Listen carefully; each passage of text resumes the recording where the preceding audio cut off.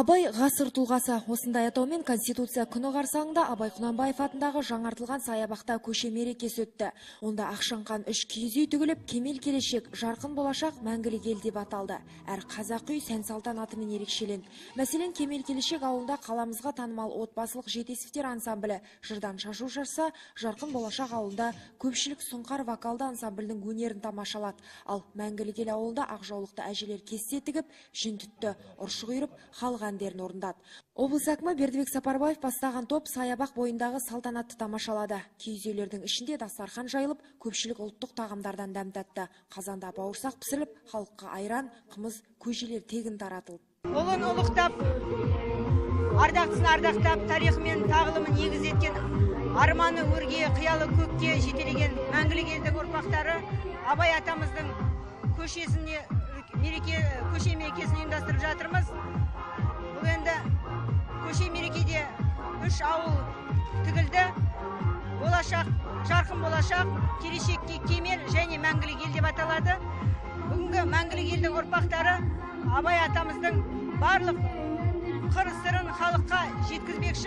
Жастар жағы алтыбақан тепісті, ұлттық спорт түрлерінен жарыстар ұйымдастырылды. Олар қол күресі, арқан тартысы сияқты ойындарға қатысуға белсенділік танытты. Сондай-ақ көше мерекесі кезінде саябақта сазды мәдениет үйі мен қалалық кітапханалардың ұйымдастыруымен Абайдың өмірі мен шығармашылығына арналған Абай әлемі, Абай методикалық кабинеті, әлемге танылған Абай, Абайдың қара сөздер атты кітап көрмелері жасақталып, Абайды бірге оқиық атауымен қала тұрғындары арасында сауалнама жүргізілді. Ақтөбеліктер мен қала қонақтары қазақтың бас ақынын мақтан тұтып, мұндай шараларды алдағы уақытта жиі өткізу керектігін айтты. Жастарға керек бұл шара. Себебі бала білу керек. Егер қазақ қаны болса, Абайды білу керек. Абайдың керемет философиялық шығармалары қандай керемет. Әрбір шығармасында терең ой бар.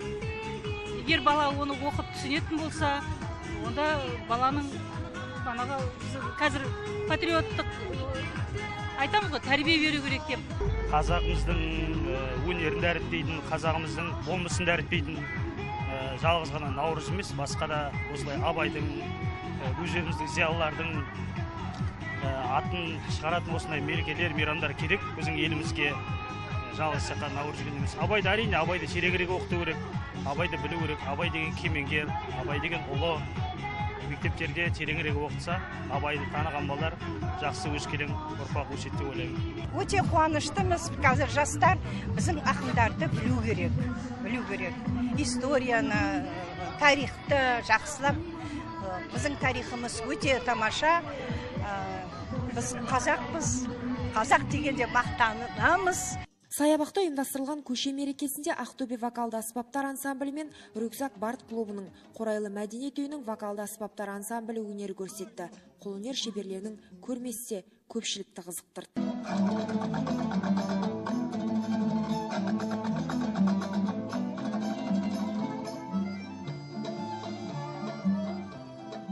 Абайды ұлықтау парызымыз. Қазақтың бас ақынын дәріптеу мақсатында жыл сайын Ақтөбеде түрлі шаралар өтеді. Мәселен, Абай оқулары ұйымдастырылып, ұлы философтың шығармалары кеңінен насихатталады. Бүгінде елімізде Абай атындағы ауылдар, көше, мектеп, саябақ пен ақын құрметіне қойылған ескерткіштер жетерлік. Жұлдыз Алмасқызы, Аманжол Айтмағамбетов, Қазақстан, Ақтөбе.